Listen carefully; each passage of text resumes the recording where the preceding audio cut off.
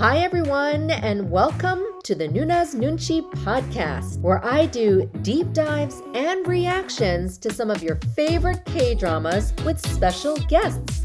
Hi everyone, my name is Carol Markway. Oh, hi, my name is Doris. Hi everyone, my name is Kalichi, but I also go by Kay. Hey, I'm Gael. Can you just tell me how you emotionally feel about that? I mean, I would like to, I'm not trying to put words in your mouth, but are you proud, happy?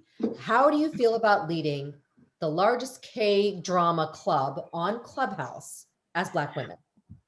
So I can start with that because I'll take over because this is her baby. So the thing about it is like this was not in the plan, right? And literally November I got on Clubhouse. I saw like Doris and like Anu, which is like another of the admins, right? We've been in rooms together, we've chatted, right? I remember once Anu did a very just like casual conversation about K-pop, right? And it was really fun. And I was like, oh my gosh, like they talk about K-pop. I wonder if like they talk about K-dramas too, you know? Because like I feel like there's like an intersection with that. And I just like created a K-drama room, just like chat with me about K-dramas. What are you watching? What's your, very general. The chat lasted 5 hours. I am not even kidding. It was a Friday. I had plans, not really plans, but I was like, I'm gonna eat dinner at this time. I literally ate dinner at like 11 p.m. Right? It was just like, whoa. And like most of the people in the room were actually Black. And like I knew Black people watch K-dramas. I got some of my friends into K-dramas. I even got my family to watch a few. Like, I was spreading the Hallyu wave. I'm not gonna lie. But and I was like, wow, there's so many, like people were just like, when's the next room? I was like, oh, I just wanted to chat with y'all this one time. Like I didn't think there was like a thing for it. Like I didn't think that like there was such a big global audiences. Like I knew, but like and then I realized, okay, well I'll just create a club because then it became really hard to like find the same folks that were in the rooms with me previously, right? So I was like, a club is really easy. Then I can just send invites to a few groups of folks and we'll just see each other every time we have a room. But yeah, and like honestly, the club just exploded. Like I don't think I did anything. I think as like the Japanese members got on Clubhouse, they literally just like tenfold. And then like I'm not even kidding. We went from like 300 members to like 1,000 in a week. So yeah, I definitely see that, like, oh, Black women, talking about K-dramas. I don't know. I'm just like, I don't know. We just started as a space. Like it was just like a small, community that we had on Clubhouse that like grew into this thing, and I think there's a lot of bridging, cultural gaps that's happening in the club. Like one instance, like we had it was actually Kay's idea. We had a room a couple of days ago where we did like Korean and international K-dramas fans, like, let's chat, right? And to us, I thought we were just gonna get a few folks, right? We're just talking K-dramas. And like, I don't know, that room became so much more because like I got to hear from like a lot of Korean American, also just like Koreans living in Korea about like what K-drama means to them, right? And like how great it is to see other people like watching K-dramas too. Like, I don't know, it was just like such a beautiful moment. So I think the club has definitely grown into that, just like this cultural bridge in a way, right? I get to interact with people that live in Japan, that live in Korea, that live in China, that live in India. Like we literally had a room for Indian K-drama fans. Like that's just like wild to me, And yeah, I get to talk to. I didn't know K-dramas was just like a thing in Ghana. Like I did not know that beforehand. So yeah, I definitely it started as a small community, but it's definitely grown as like a way to just get to know people from different cultural backgrounds. I was just gonna follow up with that. It's like, yeah, so my sister literally was just like, you need to get on Clubhouse for this. Gael started this. You and Gael, like, y'all know about Korean dramas, right? And I was like, yes, because I had missed that space. Drama Beans was this blog where I would like read about K-dramas constantly, but I've missed talking about it. I don't have a lot of friends to actually just talk about it. And it's something I've been watching it for like what, 10, 11 years now. And like when something has been part of your life for that long, like you want to share, you want to talk, you want to engage. And I think when I joined, we definitely had less than 1,000 members. And then if we blew up to now, like I think we're over 5,000 actual members and almost like 3,000 followers. And it's really crazy. And about that room, like again, going back to my passion about like culture and like exchange and diplomacy. And I think I was just like, we need to talk about, what are the differences between international fans of Korean dramas and Korean fans of their dramas. And I just knew from all of our previous conversations, especially after our first initial big event where we interviewed Christine Ko, the producer from GTBC, and some of her questions she asked, like she was so surprised, like, you guys know so much, like how do you guys perceive this and that? And it just made me think, like, hopefully it's just the first of many conversations we'll have about the differences between international fans and Koreans, about their shows and their culture. But it just made me think, like, everything that we talk about in this club, like, yeah, it's centered around Korean dramas, but at the end of the day, we're talking about people, right? We're talking about human experience. And that's something that will always be universal. That's something that always invite discussion, that invite people to learn, right? And last thing I want to say on this is my favorite thing that happened was hearing from one of our members who, in that discussion, who opened up, you know who I'm going to talk about, who opened up about her being a Korean adoptee and what watching Korean dramas meant to her. And literally it had me tearing up, because I think even as like someone who's not Korean, just hearing that and hearing that like you all have this love of the same thing, and how hearing how someone else that helped through like their mental health, their identity, them know more about themselves and their people, like I don't know, like it just made me feel like it was this magic, right, that was happening. And I'm just so grateful to be part of continuing to bring that magic to life.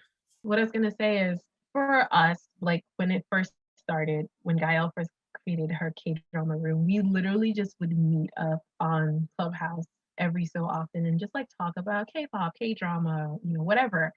And I think Clubhouse came at the right time. Not that it has its issues, but it did come at the right time, because due to this pandemic that is going on, a lot of people haven't been able to talk to people who are not in their house or maybe not at their job.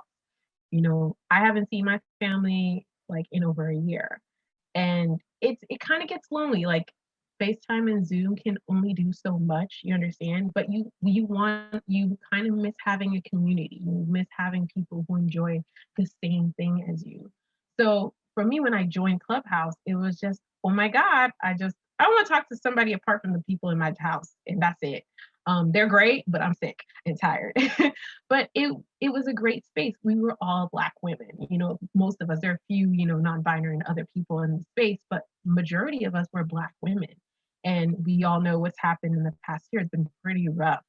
And people just wanted a space not to forget about our problems, but kind of just talk about the things that give us joy for just a moment, even if it's just for a few minutes, even if it's just for a couple hours. Like we were talking, Gael said it, we talked for 6 hours about K-dramas.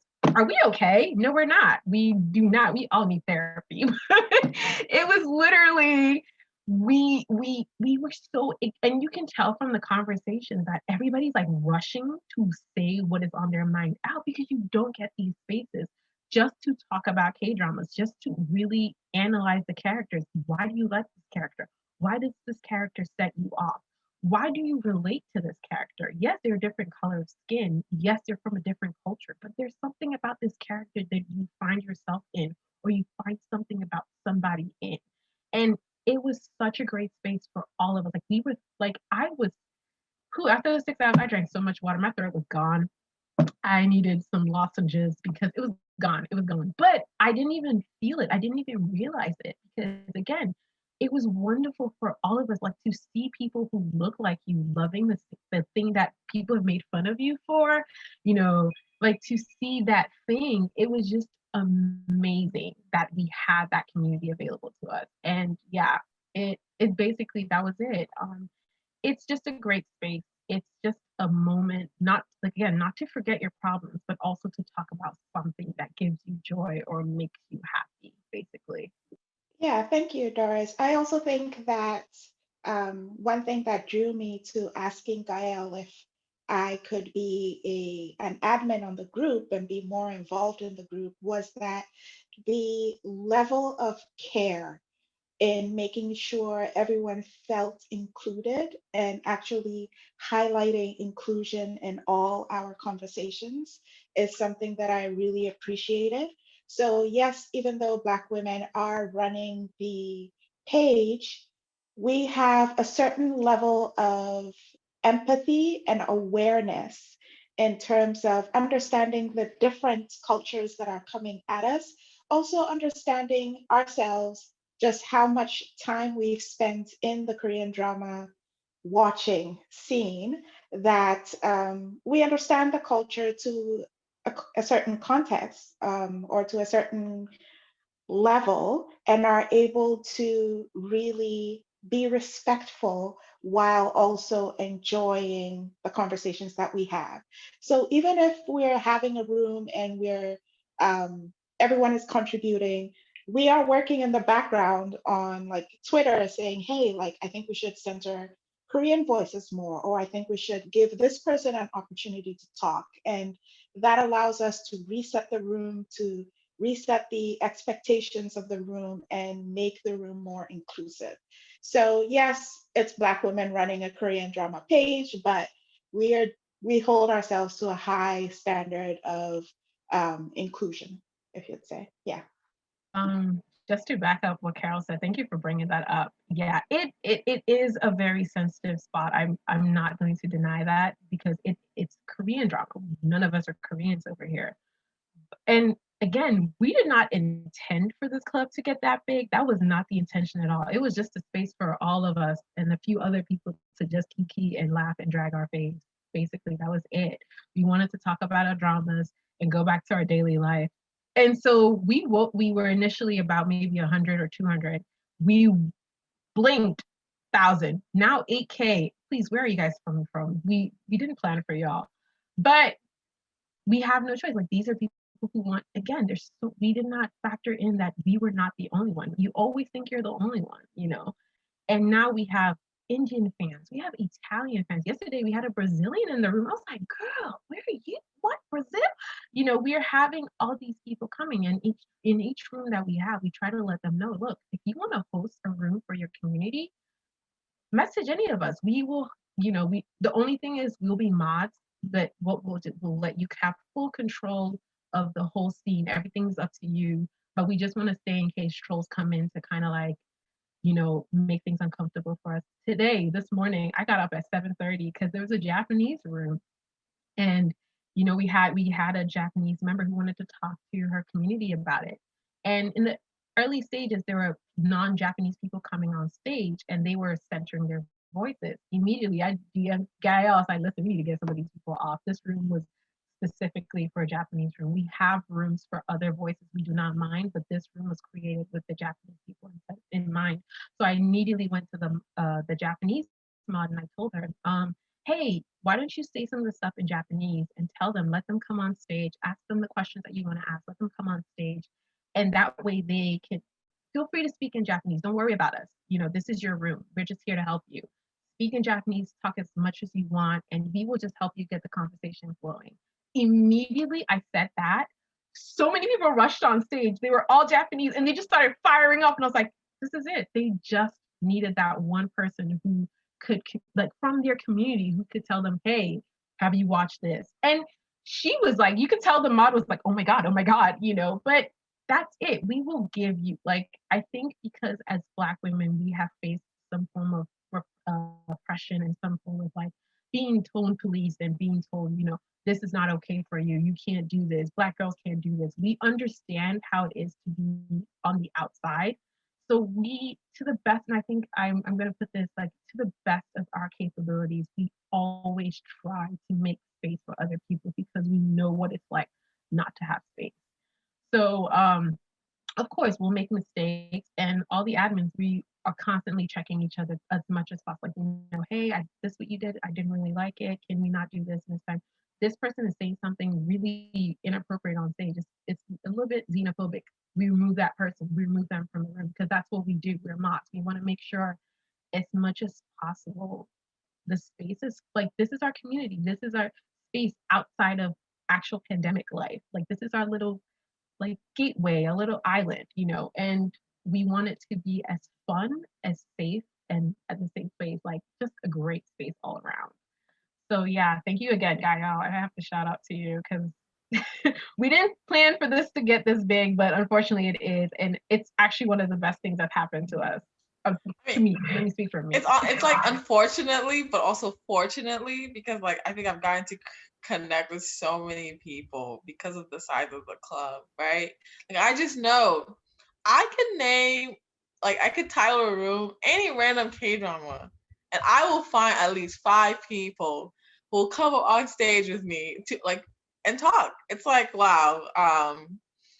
But yeah, and like what's also funny is we have a lot of industry, like so K-drama industry folks in our club now.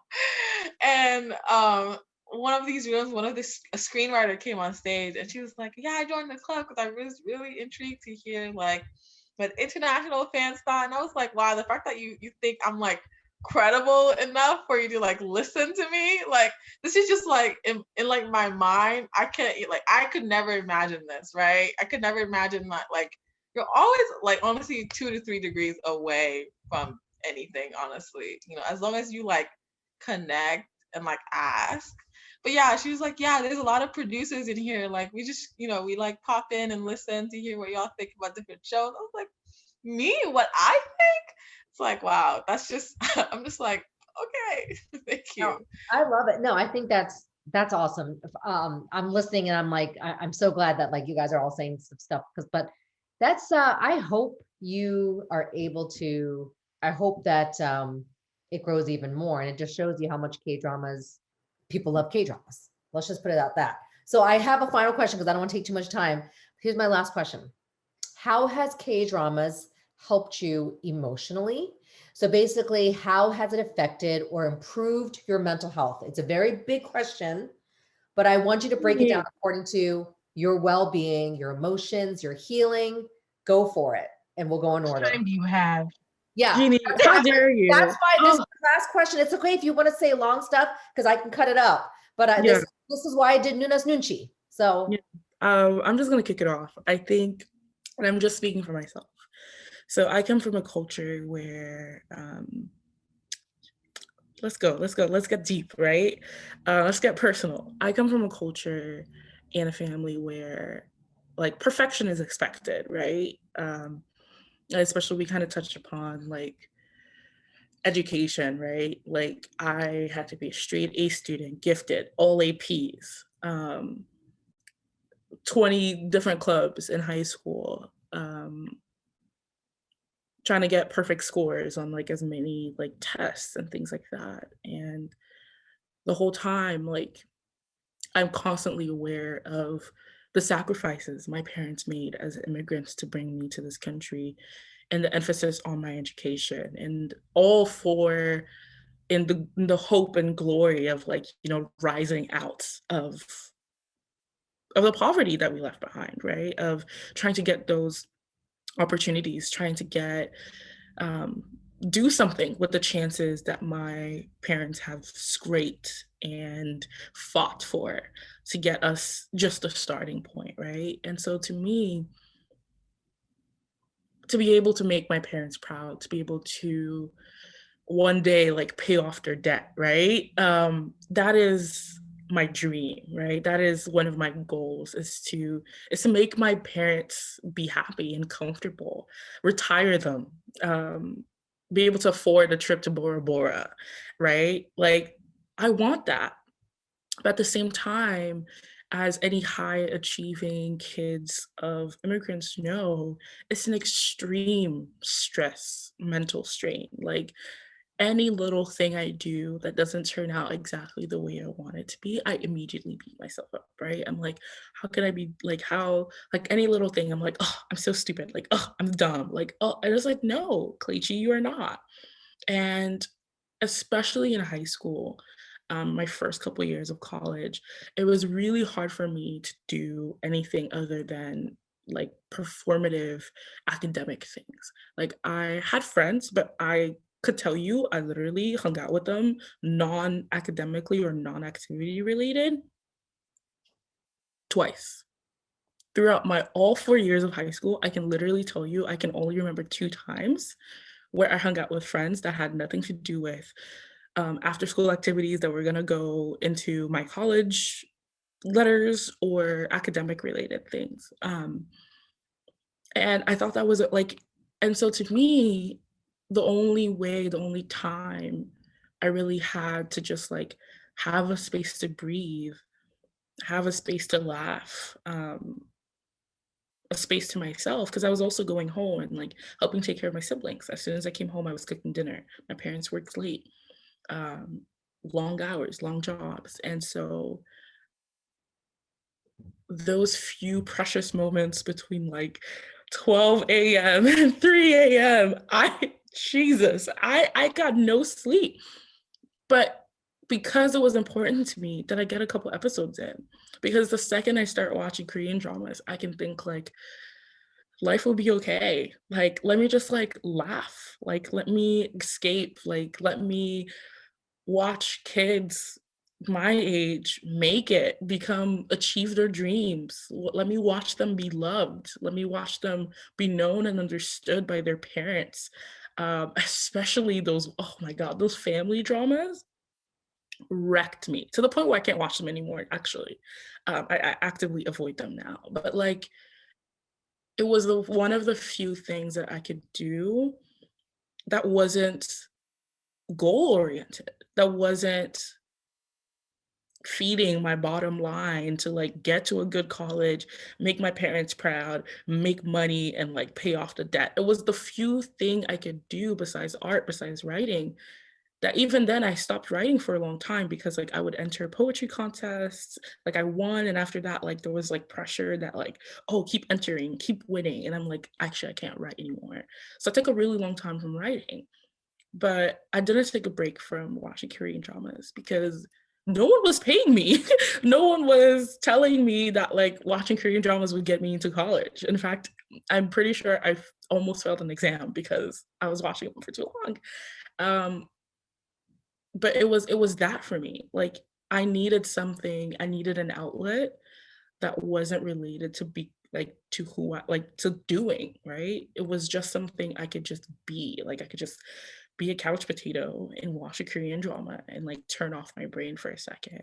And eventually it became part of my brain, right? Because I studied. Uh, but for especially my years in high school, I think it really, really like I needed it. I needed K dramas in my life to de-stress. And I'm really grateful that through all the little things that happened to get me into K dramas, that happened because it was an outlet that I needed and an outlet that I still need. That's awesome. Thank you so much for sharing that. Yeah. And I think you could have said more, but we're going to go around. I appreciate that, Kay. Okay, who wants to go next? Because you're all going to answer this question. How has it helped your mental health? K-dramas. Carol? Okay, I'll go. Uh, for me, when I was much younger, I was bullied a lot in school. And sometimes it was warranted because I was like, my nickname used to be Antennas, because everything that happened, I would hear it. And so you couldn't keep a secret from Carol. And it was just who I was. And some was unwarranted because I just grew up differently from most of my classmates in Ghana, where my family traveled from almost a couple of years. Like I spent 4 years in Nigeria, 4 years in Sierra Leone, 10 years in, I'm not about to age myself, hold on, 10 years in Ghana, and then the rest in Canada, whatever the rest is. But what I found about Korean dramas is because I could not seem to fit in, Korean dramas helped me think about the issues and theorize the issues I was going through. So, for example, when you take Coffee Prince, which is my favorite, when you take Coffee Prince and you look at that scene where um, she had been, no spoilers, I'm sorry if I give spoilers, but there was a scene where she had been discovered to be lying, and he was like, he just needed someone who believed in him, who trusted him. The world can say whatever, but someone needed I needed someone to believe in me. And I was going through that too when I watched the drama, and it just helped me have someone who, okay, someone else is understanding what I'm going through. So that was one. Another instance was Goblin when the grandpa died. I had, I also lost my mom, and he said something in that line where you're like, oh, he was talking to the nephew, and he says, when people die, something along the lines of when people die, we remember them. It's okay to be sad sometimes, but you get up and you do life again and you think of the fond memories. And that really helped me. There was a similar scene in Itaewon Class, which also really helped me gather my emotions because I never got an opportunity to talk about those things with my parents and with my family and my friends. It allowed me to explore my emotions, define them, and then almost do therapy for my own self. Because at the time, I didn't even know what therapy was. And there was such a stigma of going to therapy. Ooh, you must be crazy. Something's happening, A, B, C, D. And so this was my therapy. This helped me understand human relationships, understand the importance of forgiveness, and being able to move forward past that and creating but healthy boundaries. And yeah, those are a few things that helped me along the way. That's awesome. Thank you so much for sharing, Carol. I love that, especially when you said therapy for you. I mean, that's pretty much what it is for a lot of us. But okay, Doris or Gael, you're up next. One of you guys. Okay, I can go next. So Carol and I, we have such similar we have such similar stories. I'm weak because that's how we met on Clubhouse. She was like, "Girl, you Ghanaian." I was like, "Gang, gang." But it's our backgrounds are so similar because that's literally pretty much a similar thing that happened to me. K-drama was an outlet, you know. Sometimes, especially in a Ghanaian home, it's very hard to talk to parents about depression. It's hard to talk to parents about um, eating disorders, suicidal ideation. Trigger warning. Sorry about that. You know, it's hard to have these conversations because they're like, girl, we put our emotions down. You know, we swallowed it. You'll be fine. You know, you'll be okay. And you're like, you know, you want to have conversations. Like, I don't feel so good. Like, I don't feel, you know, well because of this. I don't feel right. I don't feel like myself. And it's hard for you to put it into words to your parents. It's hard to tell them, like, daddy or mom, like, I don't feel well. But sometimes, like, I'll be watching a drama and there'll be a scene whereby a character is going through, you know, a tough time, and they're displaying that the person's going through depression. I remember one time I turned to my mom and I was like, "Mom, like, I sometimes like feel like this," because she was making commentary. She was like, "Oh, you know, she's like, why is she so down? She should be okay. She should get up." And I was like, "Mom, like, sometimes I feel like this. Like, I have these feelings as well." And you know, then she now pauses and she's like, "Oh, you know, it it helps like it helps you not have to have that difficult conversation, but it brings an opening to have that difficult conversation." So coming from that community whereby mental health is not really discussed that much, and even if it's discussed, it's kind of almost suppressed a little bit. And again, I'm only speaking from my experience. I don't know about other K-drama for me was an outlet. If I'm feeling down, or I'm like things are not going good for me at school or at home or whatever, I just need that space. And you will watch a K-drama, and for I don't know if it's the gods or what, there'll be a character going through something similar, and you'd be like, wow, he set me up. He set me up. But it's a great outlet. It's a home away from home, basically. It's space. I can see everybody nodding because I think we all go through this whereby, and I think Kelechi also touched on it. It's where like the noise in your head, where school, grades, friends, all that drama just kind of like closes for a little bit, and you have like 16 episodes to just kind of think about somebody else's problems for just 16 episodes, sometimes 20, occasionally 50. But it's just a moment whereby you kind of just tune out for a bit and just like have just okay, I'm not worried. Let's not think about Doris for a bit. Let's just concentrate on Hujambyo going through whatever, in Boys Over Flowers. And like let's help him out. He's going through with that perm, So yeah, that's basically it. It has helped me. It really has helped me in so many ways, And yeah, that's it. That's all I can add. That's a lot. I mean, yeah, that was awesome. Thank you. You said something really important that I want to emphasize. You said home away from home. That really touched me. Yeah. This is what we all have in common. Okay, Gael, it's last but certainly not least. I know, but I think what a lot of people touch upon in their answers, K-drama was like, for most of my K-drama watching, time, it was like a form of escapism, right? Similar to Kelechi's story, like high school was also a very stressful time for me. And like, it didn't have to be. I think I like put that pressure on myself, right? Because like, I'm like the eldest immigrant daughter, that's a different story. Okay. It is a struggle out here. So, yeah, so like I got into like K-pop and K-drama around the same time, right? I'm in high school, about to be like the first one to go to like college here in the US, right? And like I just like really pushed myself. Like I was taking so many classes, right? I like also took like dual enrollment, which is like classes in your community college. So like I would come home at like 10 every day.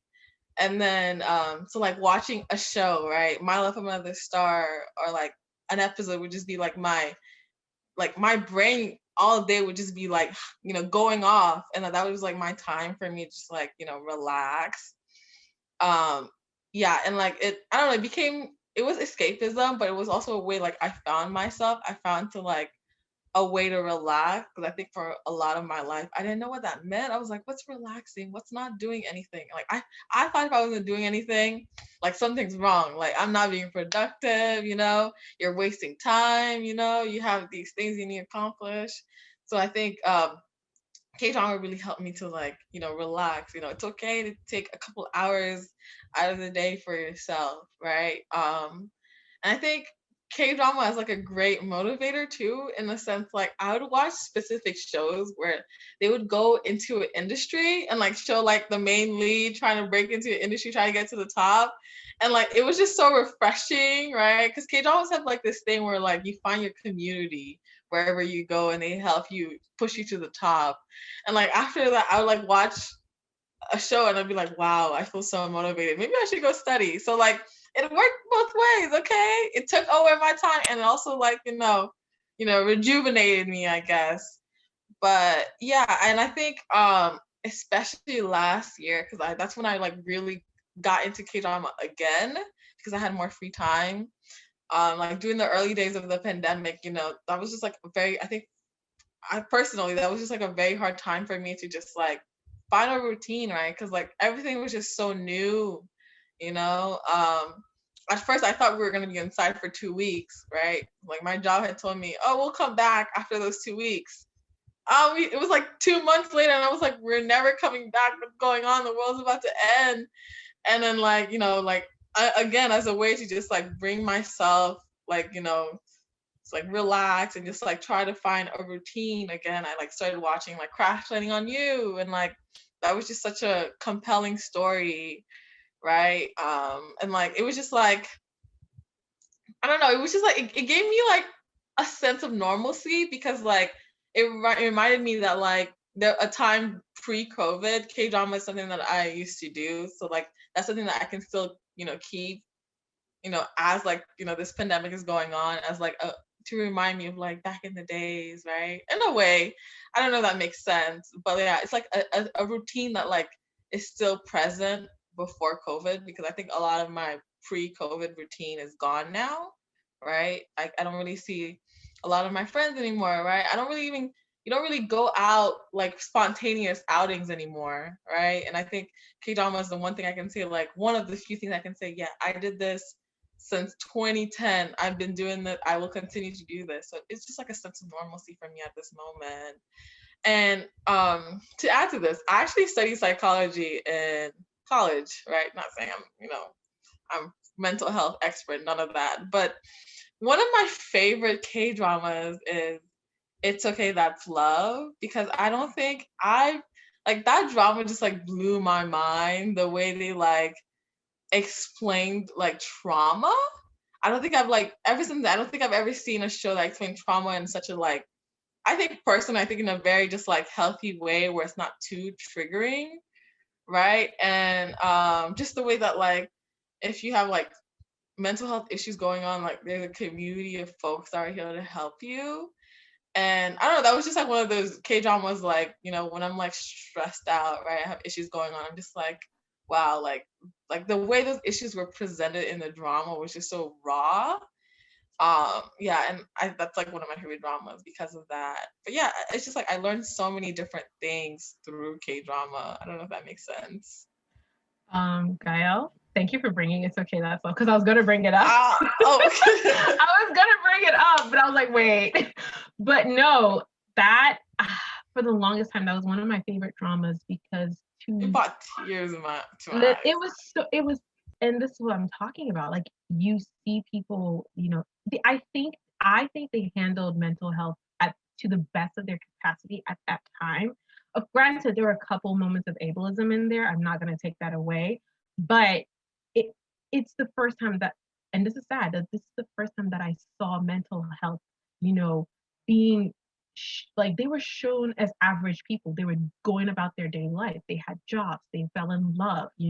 They were not villains. They were just, they were us. Like, they are average, and that was like a great opening for me to be like, okay, anybody can have a mental health issue. Like, anybody and everybody can have one. It's not like they don't have something on their forehead that says, oh, bipolar, or schizophrenic.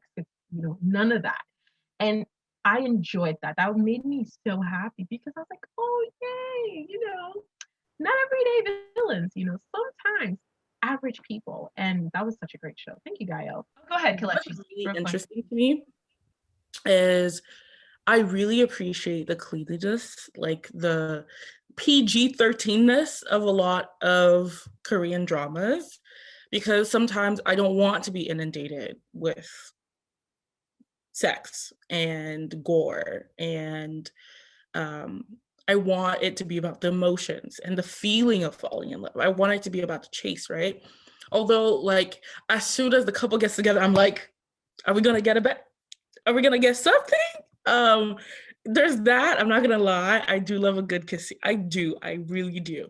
But I think what makes it really hard for me to watch a lot of Western shows, and it's like the sexualization of like teenagers, right? We see that in so many like high school themed shows, and that's not the case in Korean dramas. And I think it makes me feel better about watching like teen dramas as like a 24-year-old, because I'm like, oh, this is about youth and love and life, right? But then if it's like take one of my favorite shows of recent years, Elite, a Spanish show. I love that show. But it's so hard to watch it. And like in the back of my mind, I'm thinking they're in high school, and we're seeing all these like sexual themes, all these like really dark sexual themes come out in the show. And it's like, and it just makes you think like, oh, like, oh, like it's gross. It's slimy to me personally. And so I think it's another reason why I love Korean dramas is the approach to love, the approach to sex. It's like as like actively choosing like the slower pace, like the decisions about the relationships, and like sure there's a lot of like makjang and like miscommunication, but like there's the idea that you find your way and that you do communicate eventually. Like I think those healthier conversations about relationships that happen first is something that I've always really appreciated about Korean dramas. If I can go next. So I'm gonna start with, I have no issues with nudity. I do not have a problem with nudity at all. And I know that teenagers are having sex. They are, experimenting. That's fine with me. I personally feel like the Western media does not handle sex very well. They make it seem aggressive. They make it seem a lot of times the way it seems not consensual, it seems coerced, like people, especially young girls, like, oh, you got to do it because that's how you show your love to this person. You have to have sex with them. And it's like, again, I do not mind if people have autonomy over their bodies and they're like, oh, like they have all the information that they need and they're like ready and willing. That is fine. But I feel like Western media just puts this form of violence associated with sex, and I don't think that is okay. I don't think that's how sex is. I don't think that's how sex should be. Sorry, sex can be violent. But with Korean dramas, so I have a younger brother, and sometimes I want to watch my show. It's not every day Ben 10, I don't always want to watch Pokemon. I don't want to. But he used to watch Korean dramas with me. And I would not have to worry about him seeing, aggressive or like non-consensual sex all of a sudden and all of that. Like, again, I do not mind that, but I wanted other representations of love for him. I wanted him to see, people talking. And now the newer dramas are being more like, they're very consensual with things. They don't go forward without the other partner's consent and everything. They used to, but the newer ones, I can watch it with him, and he's learning about consent and he's asking questions. And I'm always telling, like, if somebody says no, you have these conversations. And like I said, Korean drama helps me bring up certain conversations with him, which wouldn't come up out of the blue, but because we're watching and he will ask questions, I can easily say X, Y, and Z. And again, even with Korean movies, there's a lot of nudity in Korean movies, but I actually enjoy that. That's what I'm trying to say. It's not so aggressive. It's not so violent all the time. It is done in a sensual way. And again, I don't think nudity is bad. I don't think sexuality and sex is bad at all. But I think only showing one form of it, that this is like the everyday, this is the one type of form that is available on the media, that's where I have an issue with. So to say that Korean dramas is clean, sometimes, there's still hints of misogyny. There's not a lot of queerness represented in K-drama as well. There is sometimes ableism, there is sometimes homophobia as well as transphobia, in there. But as I said earlier, it seems to be Let's also add xenophobia. And the xenophobia, a lot sometimes. Sometimes you're just like, come on, I was rooting for you. Why would you do this? Come on, I love y'all. Why would you do this to me? But again, like I said, it's baby steps. I kind of forgive Koreans. Like, I don't get upset too much because the majority is Koreans in that country. You know what I'm saying? America, I'm not gonna forgive you. We're a melting pot. What are you talking about? But with South Korea, like with South Korea specifically, like I'm not gonna excuse it. Of course not. I will still talk about it. And you've been in some of our rooms. You hear us dragging them, but I mean, I kind of like I'm like, all right, they're not that many, Black people, or they're not that many other races there, so maybe they don't know what to do, et cetera, et cetera. But I don't want to excuse it because, come on, Google is free. So again, the cleanliness, it is sort of, but again, I like a different perspective of love. Let me put it that way. I like a different perspective of mental illness. I like a different perspective of infidelity. The Western world gives this kind of like infidelity. Oh, you're a bad person. Da da da da da. But sometimes K-drama, you'll see that, oh, they just fell out of love, and that's okay. Like, you do not have to be with this person if you've lost love for them. Or it was lust, I had a moment of weakness, and they acknowledge it and they talk about, if they don't get back together, it's okay. Sometimes they do get back together and explain what happened, and you can see through, character development why they got back together. So again, it's just a different perspective, of that narrative. Yeah, I wanted to add to that in the sense, I think one aspect about K-drama that I like is like you can watch a lot of K-dramas, you can watch them with your family, right? Doesn't necessarily mean, it's simple, but like the way they bring about these issues is in a way that like I think even your like, very, conservative traditional family members can like pay attention and learn something and like, think about and reflect about the things that they do, right? And I think that's like a big aspect. I think that's why it's easy to like, that's why there's like a lot of fans for it, because I think it's like you can watch it with a lot of people. But also I think what I love about K-dramas though is that like you see the character going through the motions, right? I think sometimes in Western media, right, their mom died. They're like, all right, I'm gonna get revenge. That's it. But in K-dramas, you literally will see the character crying for 2 minutes. Like they show you the emotion. I'm just like, that's mind blowing to me. When I first started watching K-drama, like you see them crying, going through it, right? Drinking soju at that tent, right? The tent by the side of the road that they always drink soju at. It's like, wow, you're like showing just like regular human emotion that like if a person in real life would go through. I think that I guess that adds to like the quote unquote clean aspect of K-dramas. But yeah, I think the family, like you can watch K-dramas with your family is a big part of it. Yeah, for me, growing up in a religious household, I'm 33 and I still cannot watch a kiss scene or like a sex scene with my parents. Like it's not happening. And so having Korean dramas and being able to watch a whole show with my parents is fantastic, or with the rest of my family is fantastic. And what I find is for Western shows, the sex scene is put in to accelerate the story and to move the plot forward, while in Korean dramas, it's just an aspect of the love. And earlier I had said I had used Korean dramas to understand myself and human emotion and how we move from A to B, etc. And so sex is just bam bam, it's done. Like it's not the big plot of the story. It's nice, but it's not the big plot. And so the human emotions and the interactions and the relationship and the time that we take to grow as people is what I love highlighted in Korean dramas more than Western shows. Yeah.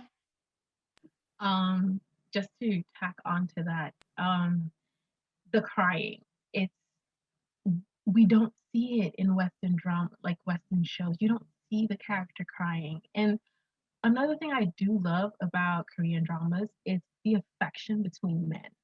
Like, and it's not sexual. Like, that's my thing. It's not everything. And this is not saying I don't like sex or I don't like, it's not, I don't want it to be the center. Like, it's great, but there are other forms of emotion. There are other forms of intimacy, and it could be strictly platonic. I enjoy watching, men being best friends, cuddling, and it's cuddling. I'm not going to marry you. You know what I'm saying? I enjoy that. It's so refreshing to see. And you'll see men holding hands.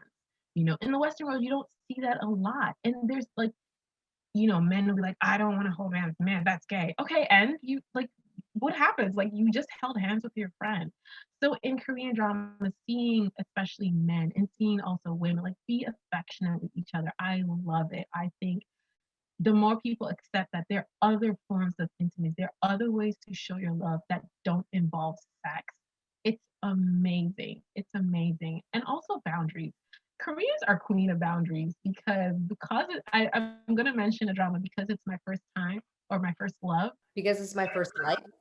No, because it's my first life. Thank you. I was like, Oh, wait, what is it?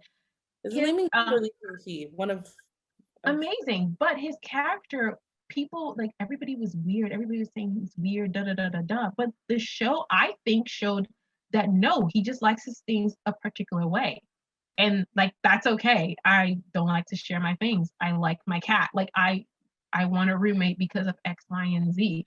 And I didn't think he was weird. I think he was just very firm with his boundaries and what he was going to allow into his space. And I think, again, it links back to trauma. He had trauma associated with that. And that was the way his trauma was manifesting.